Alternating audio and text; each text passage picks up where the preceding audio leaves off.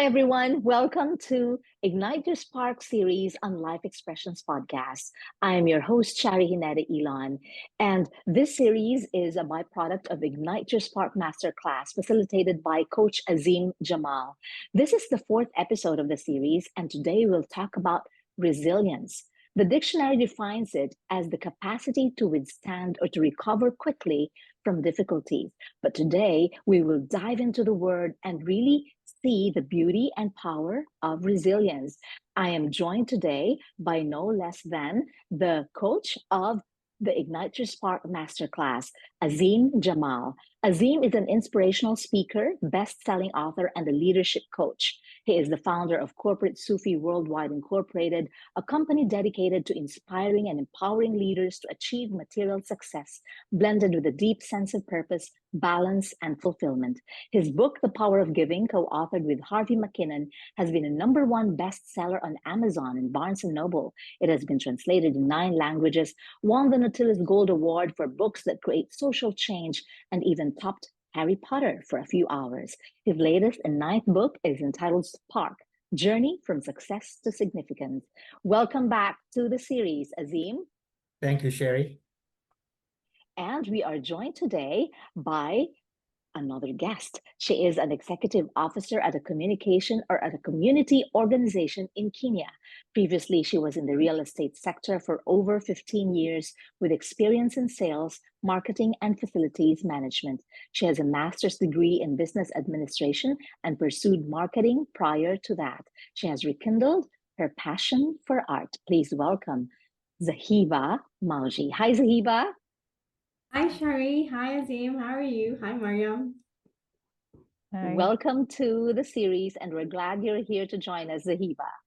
Joining us today is a highly experienced HR professional with over 20 years in HR consultancy and management across diverse industries, including manufacturing, banking, media, and pay TV. She currently serves as the Group HR Director for Said Salim Bakresa and Company Limited, a major family-owned conglomerate with interests in food and beverage, packaging, logistics, marine, passenger services, petroleum, and entertainment.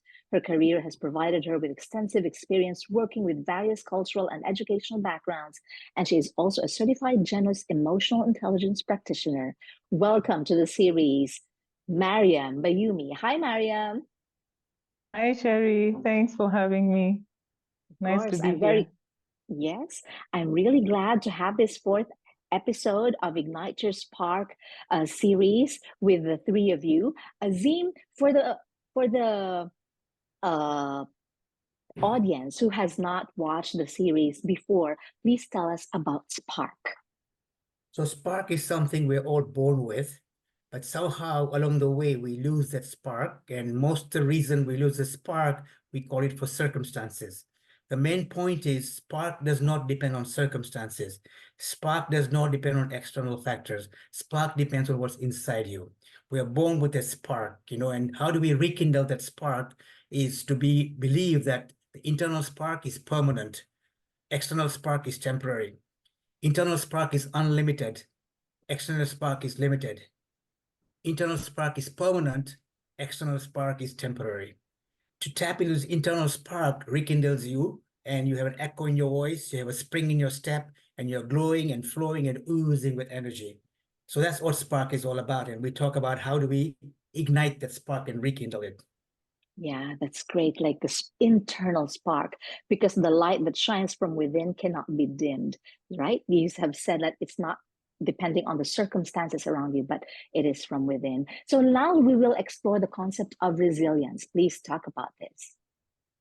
So basically, resilience has 3 components. The first one is, how do you have this inverse paranoia mentality? When something goes wrong, you have an inverse paranoia. Instead of getting paranoid, you get the opposite. The second part of resilience is having this positive mental attitude.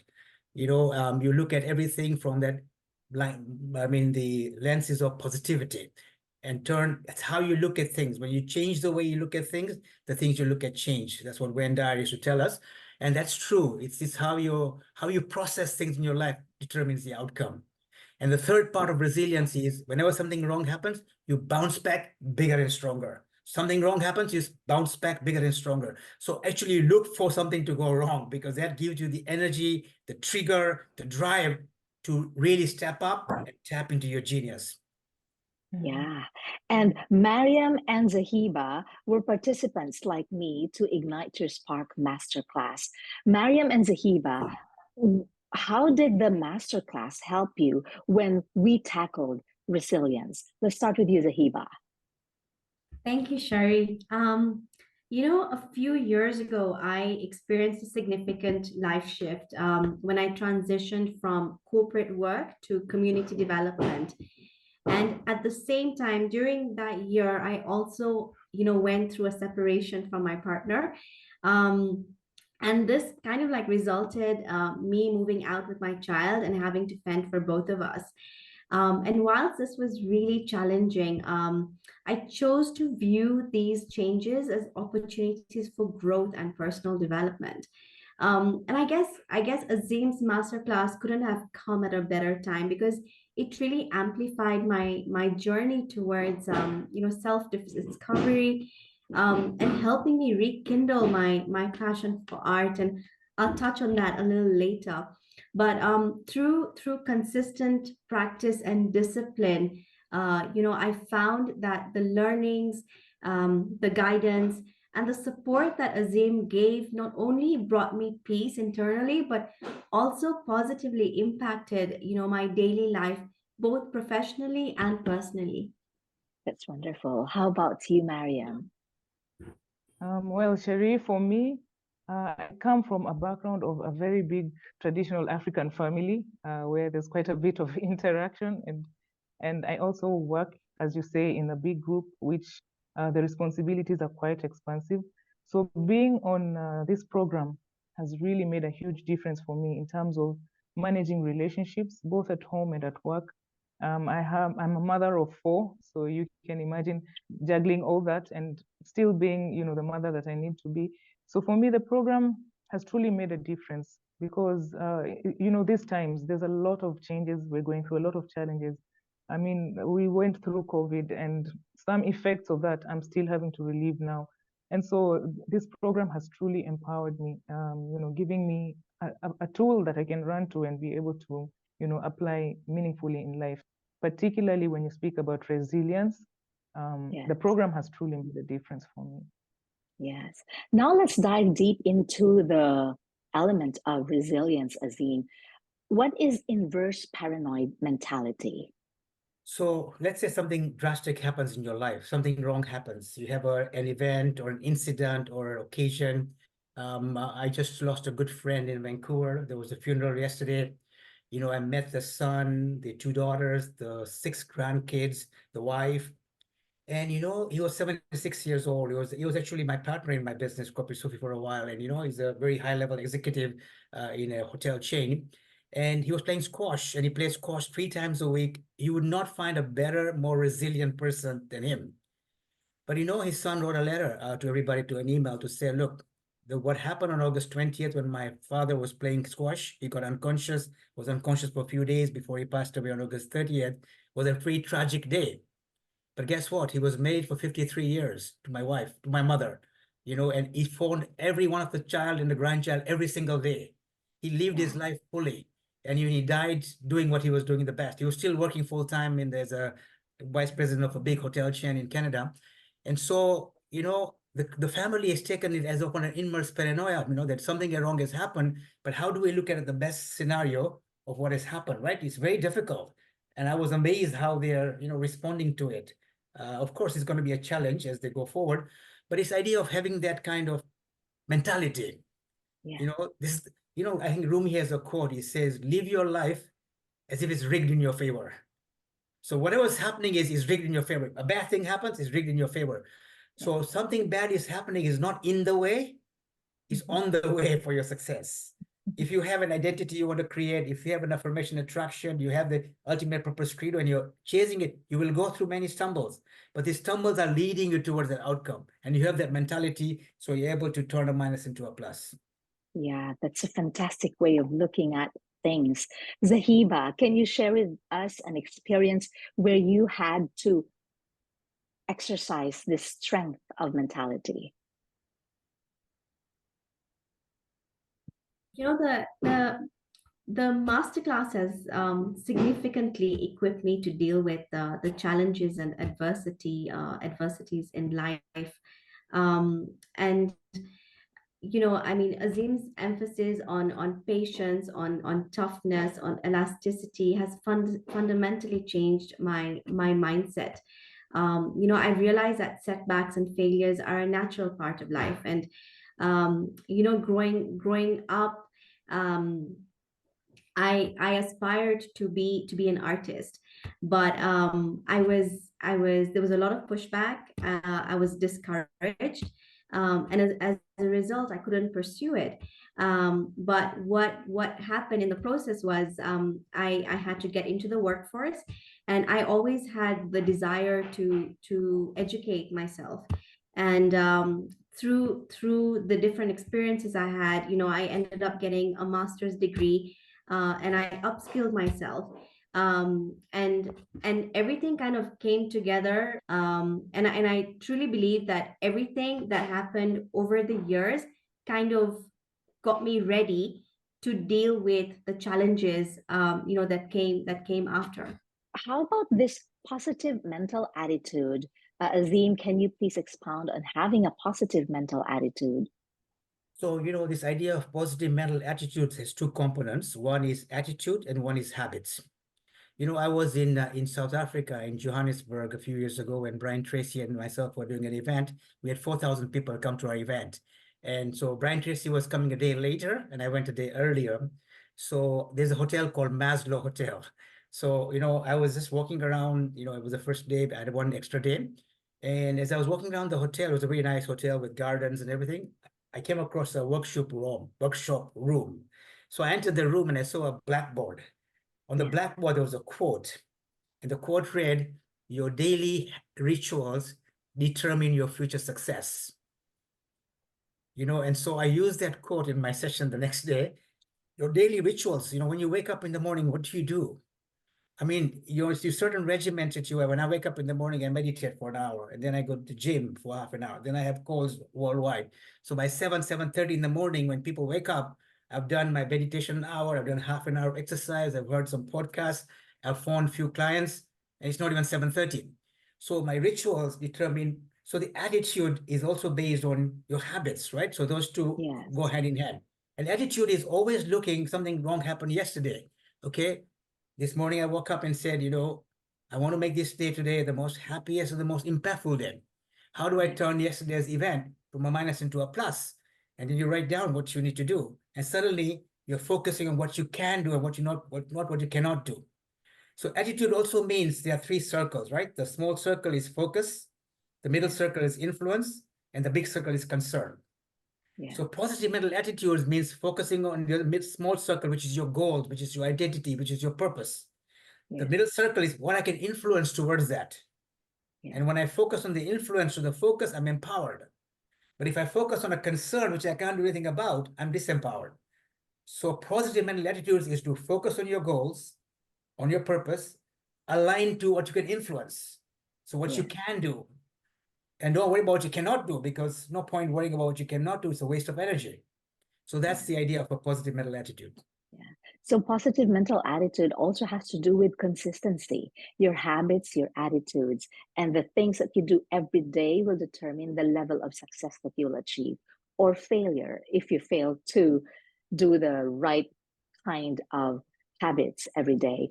Can you share with us your experience, Zahiba, that has told you, hey, I am doing this with the right mindset or with a positive mental attitude? Yeah, I mean, honestly, this masterclass really helped me in this particular docket. You know, as a single mom, maintaining a positive attitude is not a choice. It's a necessity. There's really no other way. But it's also my way of telling myself that I've got to climb up rather than sink down.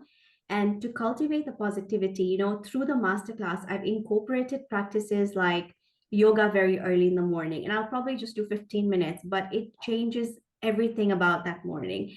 And like I mentioned, that I rekindled my passion for art. So I make sure that on a daily basis, I have and I include art into my routine. My child also shares my passion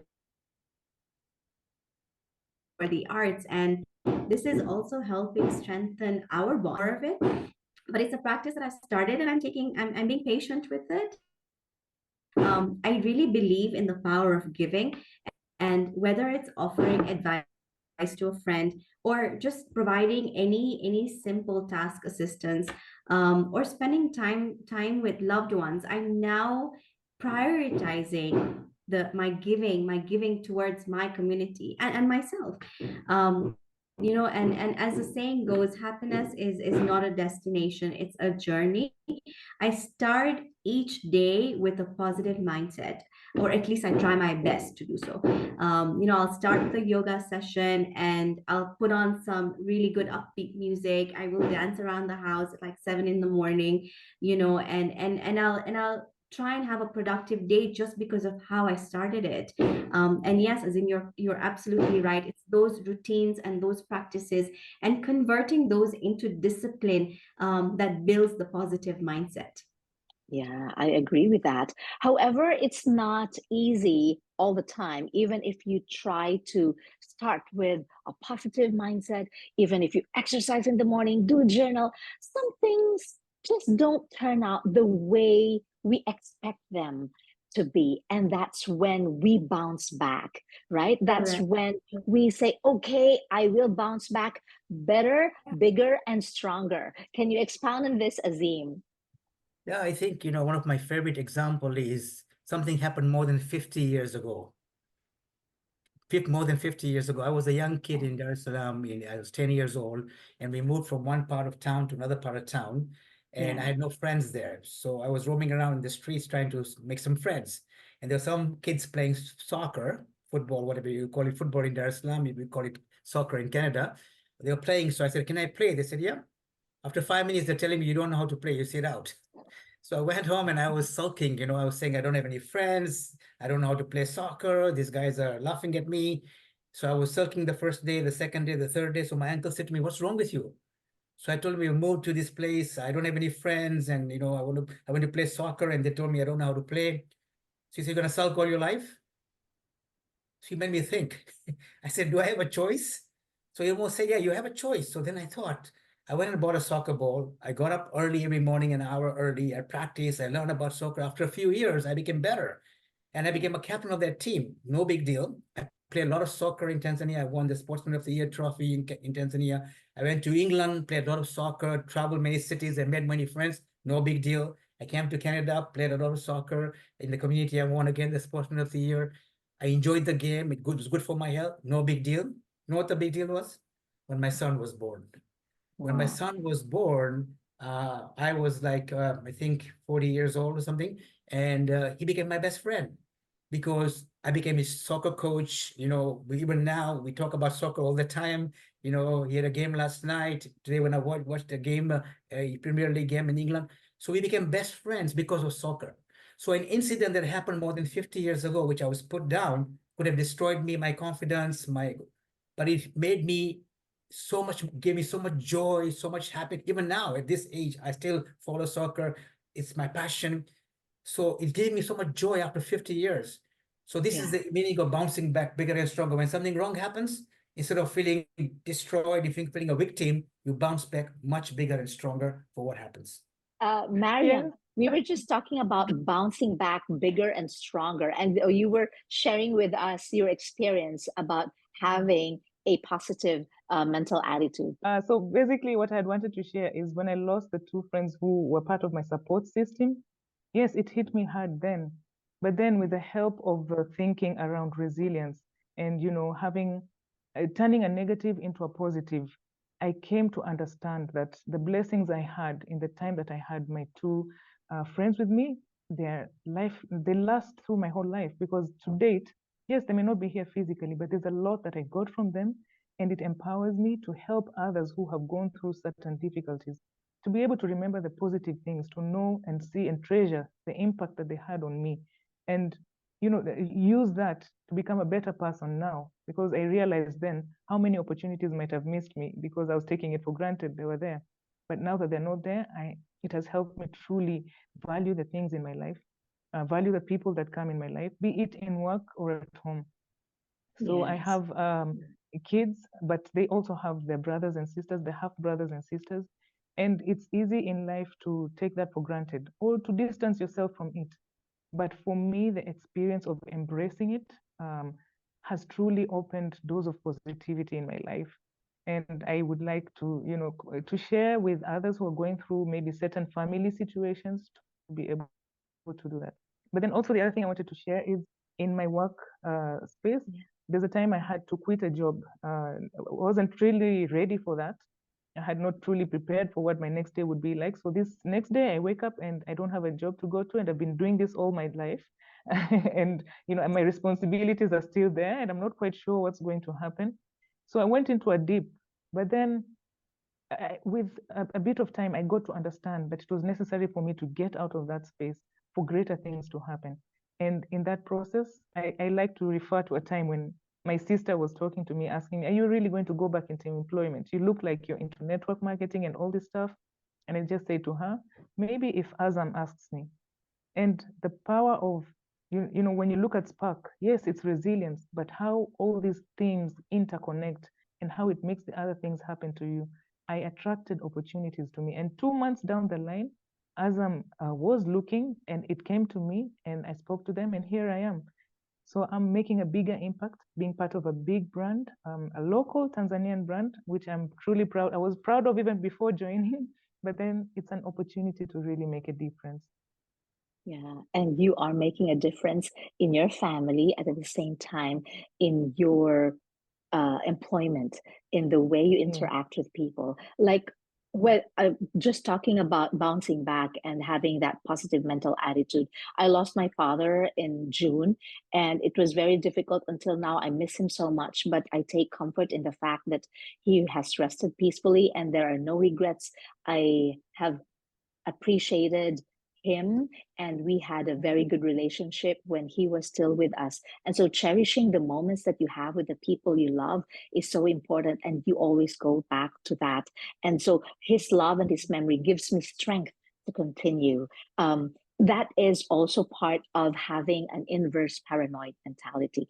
Azim, can you share with us how these three interconnect and how the inverse paranoid mentality, positive mental attitude, bouncing back better and bigger, really tantamount to having resilience? Thank you for asking that question, Charie.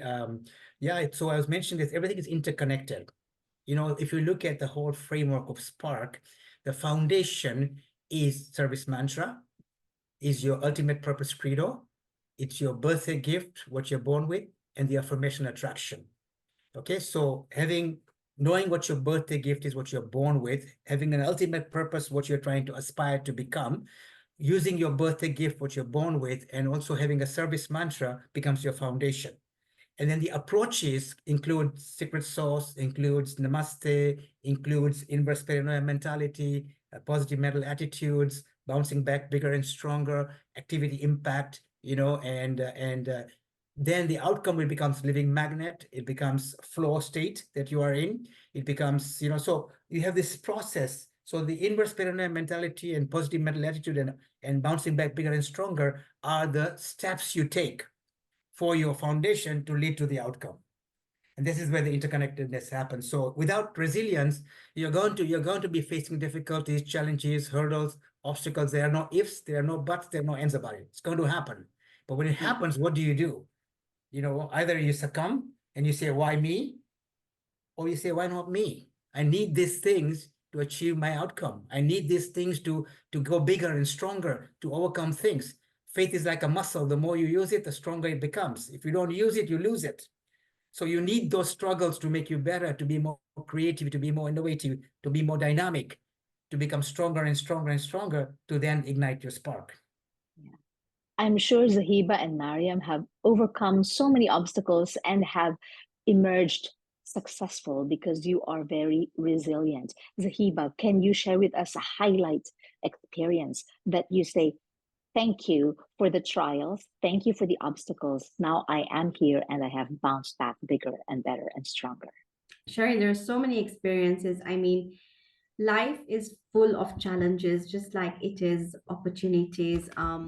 If I can talk about igniting my spark, this masterclass really has helped. It's helped with tools, it's helped with inspiration, it's helped with connecting me with my passion.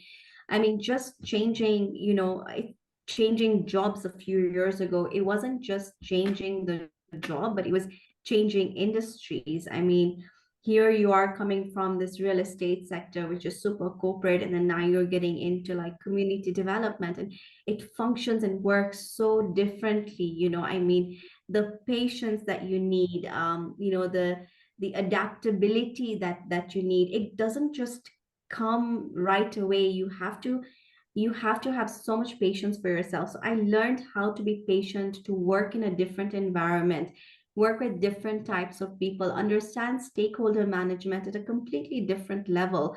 And in the process, also understanding that I need to learn to forgive myself and I need to learn to forgive others as well. And that's the only way that I'm going to grow. If we look at areas of, education, lifelong learning is a big thing for me in my personal goal. So every year I try and upskill myself in different areas, and this masterclass was one of my goals for this year. Having to connect with people, ignite relationships, whether it's with my child or with people around me. It's just making your life more fulfilling, and the emphasis is really on the self discovery, on personal growth and the resilience.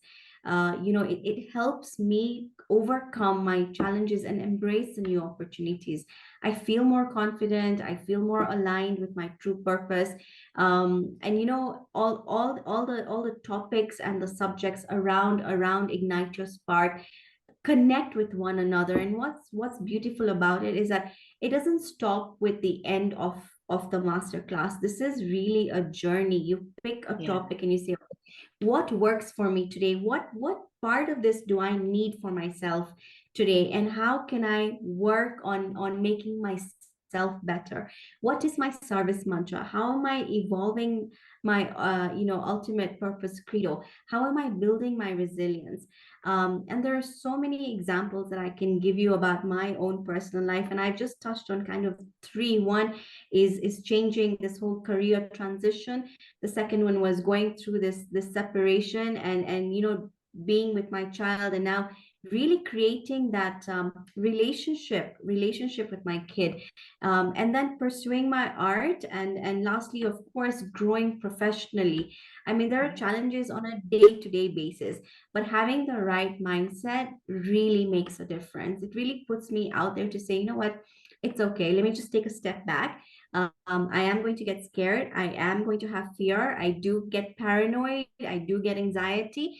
But then I have to take a step back, and centralize myself and ask myself, okay, how am I going to get through this? I've got to go through this. There's really no other way. The question is, how best am I going to get through it? And building the resilience through daily practices and the tools really helps with sort of navigating the direction that I want to go in. Yeah, that's great. Thank you so much, Zahiba. Mariam, how have you ignited your spark through this masterclass and especially through being resilient? Yeah, so listening to Zahiba speak about fear and paranoia, it really makes a few things pass my mind, because it's really the day-to-day that we live as mothers, as professionals, and just as in our community. There's a lot of that. So for me, the program has really been a big change in my life, because it has completely given me a different view of life, a different way of looking at things. So, before it was like, when I can reflect to a time when I was unwell. And, when you get sick, you start to ask a lot of questions, like, what did I do wrong? Or where did I mix up things? Or why is it happening to me? And you kind of lose the plot in trying to take care of yourself. So I found myself in a situation where the inflammation just kept building up. That fear of losing this, the fear of not knowing that. And for a while, I was really sick. But then when I got to a stage where this thinking of resilience and Azim's approach to how to manage this thing, it just helped me to understand that I need to separate two things. There's one, being ill, getting the medical attention, but then there's the psychological state that happens to me. And so when I mastered that psychological state, in fact, I found myself healing myself out of a situation which I wasn't quite sure how to handle. And so it put me in a situation where I could think more clearly, try to understand what were the challenges I had, what were the changes I had to do in my life to be able to truly adapt and master it. So you find it's completely different now from before, when I wasn't in a mindset to, understand this, what I'm going through and what I need to do. And now when I've incorporated it into my life, I know what I should do, what I should not do. I know when things will inflame me. And so I'm more self-aware. I can take on things that I cannot change, but then I also know when to shield myself from things that I don't need to change. And I think that's what Azim's approach to resilience kind of taught me, that you need to know where to draw the line. So basically, just adapting that mindset has helped me be able to bounce back faster. Before, it might have taken me months to, conceptualize something and accept it and go through that. But then now, whenever a challenge happens, if it's at work, it's very unpredictable. Managing a group across different industries, you go in the morning, something comes from media, something comes from the manufacturing, and you have to be able to switch and manage these things. And sometimes they truly challenge you. So being on my feet, being able to remind myself, look at the positivity in this, and what can you do to get the advantage out of whatever challenge you're going through. So I truly like this approach. I think it empowers me. It makes me more confident because I know whatever comes my way, I'll have some time to look at it and evaluate the positive elements and be able to bounce back. Yeah. You were talking about circumstances. It reminds me of a quote that says, like, you have the courage to change the things you can, the serenity to accept the things you cannot, and the wisdom to know the difference. That is very important. Yeah. Your final thoughts, Azim? Yeah, I think I want to build on what Zahiba and Mariam have said. Zahiba changed her career from business to community. She's a professional working there, but she's dealing with a lot of volunteers. And in my experience, when you work with volunteers, the amount of knowledge that you acquire, you can't learn in Harvard, because you're working with people who don't get paid, and they are putting hours and hours of sacrifice of their family, of their business, of their finances, and she's managing the whole, orchestrating the whole thing. So it's transformational. So she has used the resilience in that transformation. She's also, not changing careers, but she's pursuing a passion of art while she's working in that environment. And she has a small kid, of a single mother.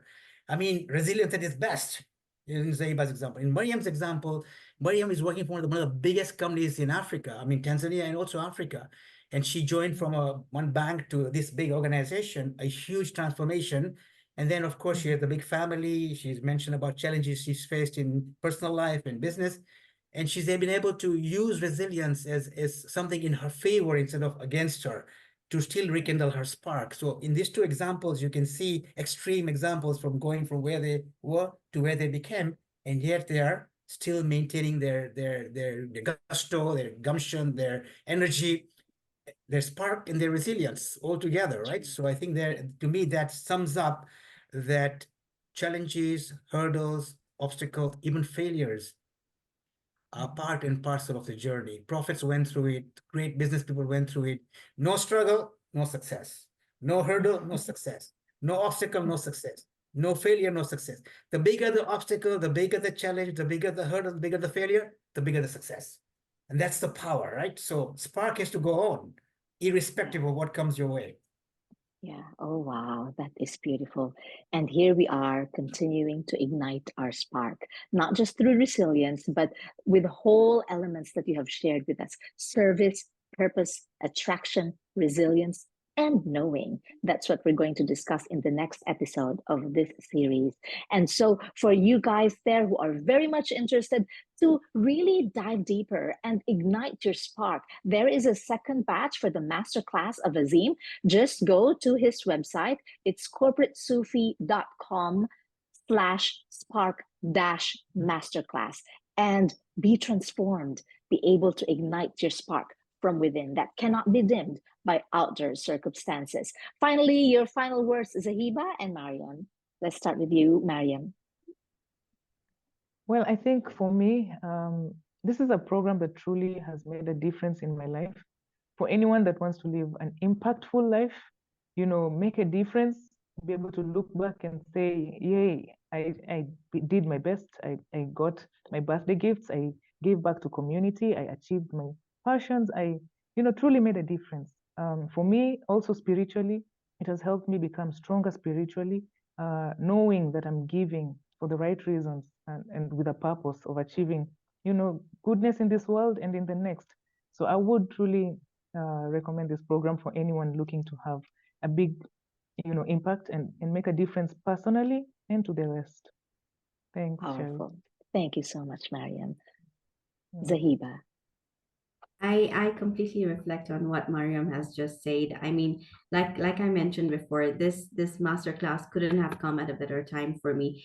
And I truly believe that it doesn't really matter what stage of life you're in. The tools that this masterclass gives you, and the involvement Azim has during the masterclass, and also the involvement that you have with one another as participants of the class is so important. It's so engaging. I mean, when Azim starts off the class, I think the first half an hour or 40 minutes, he's engaging with the participants, and they're sharing their experiences. They're sharing their challenges. They're sharing what's positive, and then he dives deep into the class chapter. I've not come across a class like this so far that is so engaging.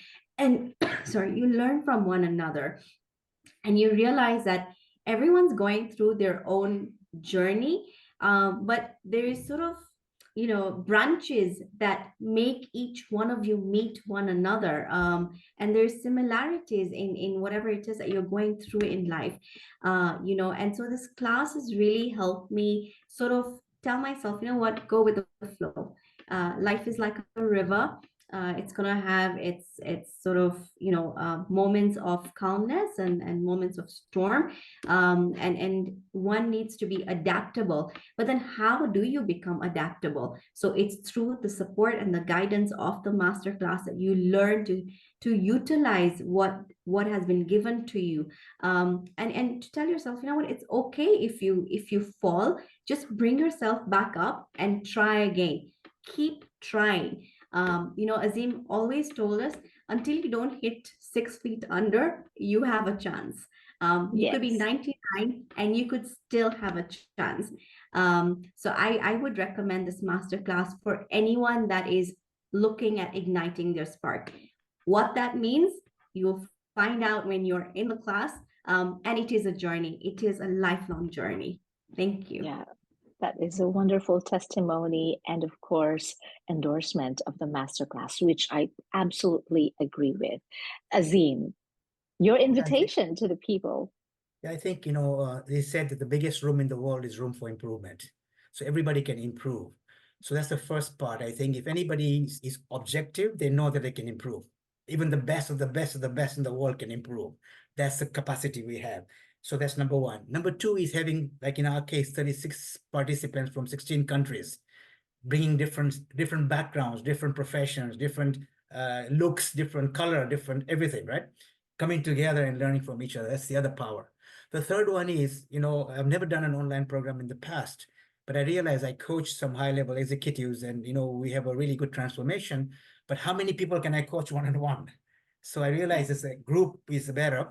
So the group has power. And the beauty was I was learning as I was teaching. And that's the beauty. We're all growing together. We're all learning from each other, right? And so I can see this power multiplying. And these 36 people, I mean, in the case of Mariam and Zahiba, they are part of the journey. They've been igniting a spark, and they're going to continue this message. So now you're spreading the message to many, many countries, many, many people. And it's not just one person, it's a community. And the goal is the next community comes in, we'll partner the two communities together. So you're also expanding your reach, and together, and Charie, you were a participant, and now you have a podcast, and you're using this to spread the message. So True. there's power in numbers. There's a power in community. One person can only go so far, right? But if you ignite the spark of others and they become part of the journey, we are all together rekindling the spark of the world, right? And igniting the Yeah. spark. So that's the beauty. So welcome anybody who is open and wants to believe that they have room for improvement. Come in, learn, and share, and we grow together. Yeah. Thank you so much. Thank you so much, Azim, Zahiba, and Mariam. This has been a great conversation. And I'm so excited for the next episode where we will tackle the fifth element, which is knowing. What do you know? You just know that things will work out for you, and says the circumstances are actually rigged for you. The power of knowing. Thank you so much. I'm your host, Charie Ilon. This has been the fourth episode of Ignite Your Spark series on Life Expressions podcast. Please do not hesitate to comment and give your suggestions on our podcast. You can comment it on the comment section on YouTube, Spotify, or Apple Podcasts. And if you're not yet subscribed, please hit that button, subscribe, so that you will be notified each time we have a new episode on Life Expressions. And let me just end with a quote from Nelson Mandela. Do not judge me by my success. Judge me by how many times I fell down and got back up again. Till next time, here on Life Expressions.